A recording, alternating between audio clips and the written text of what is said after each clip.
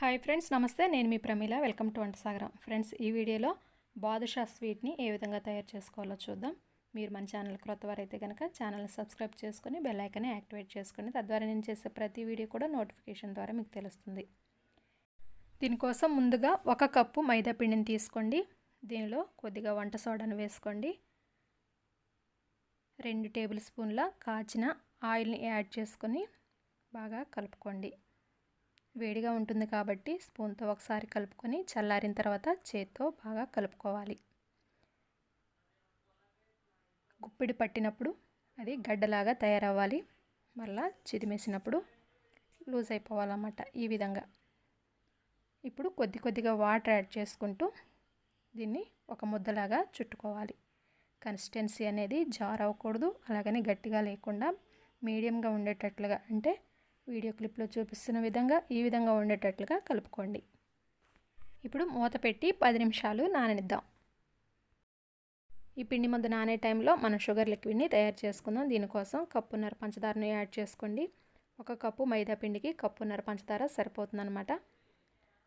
1/2 cup వాటర్ని add చేసుకొని stove వెలిగించుకోండి. ఈ పంచదార కరిగి కొద్దిగా జిగురుగా తయారైన తర్వాత తీగ పాకం కంటే కొంచెం తక్కువ కన్సిస్టెన్సీ వచ్చే వరకు చూసుకొని కొద్దిగా నిమ్మరసాన్ని యాడ్ చేసుకొని స్టవ్ ఆఫ్ చేసుకోండి. నిమ్మరసాన్ని యాడ్ చేయడం వల్ల ఈ పంచదార లిక్విడ్ అనేది క్రిస్టలైజ్ అవ్వకుండా ఉంటుందన్నమాట. దీన్ని ప్రక్కన పెట్టేసుకుందాం.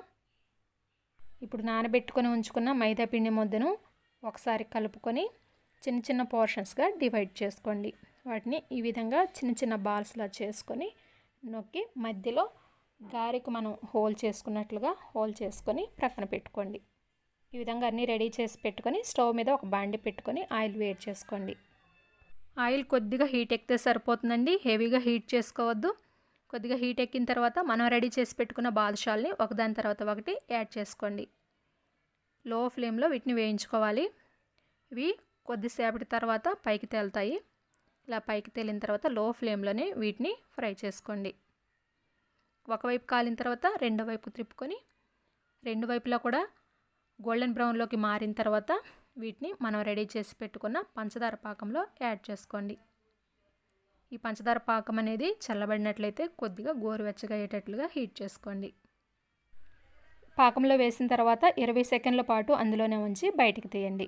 పాకంలో వేసినప్పుడు అవి మునిగేటట్లుగా స్పూన్తో అటు ఇటు కదపండి. ఎక్కువసేపు ఉంచారంటే అవి మెత్తగా అయిపోయి చెదిరిపోతాయి అన్నమాట. సో 20 నుంచి 30 సెకండ్ల పాటు ఈ పాకంలో ఉంటే సరిపోతుంది. అలాగే మిగిలిన బాదుషాలను కూడా ఈ పాకంలో వేసుకొని 20 సెకండ్ల పాటు ఉంచి బయటికి తీసేయండి. ఎంతో రుచికరమైన sweet shop style badusha ready అయిపోయింది. ఫ్రెండ్స్, ఈ రెసిపీ మీకు నచ్చినట్లయితే లైక్ చేయండి, మీ ఫ్రెండ్స్ కూడా షేర్ చేయండి. Thanks for watching.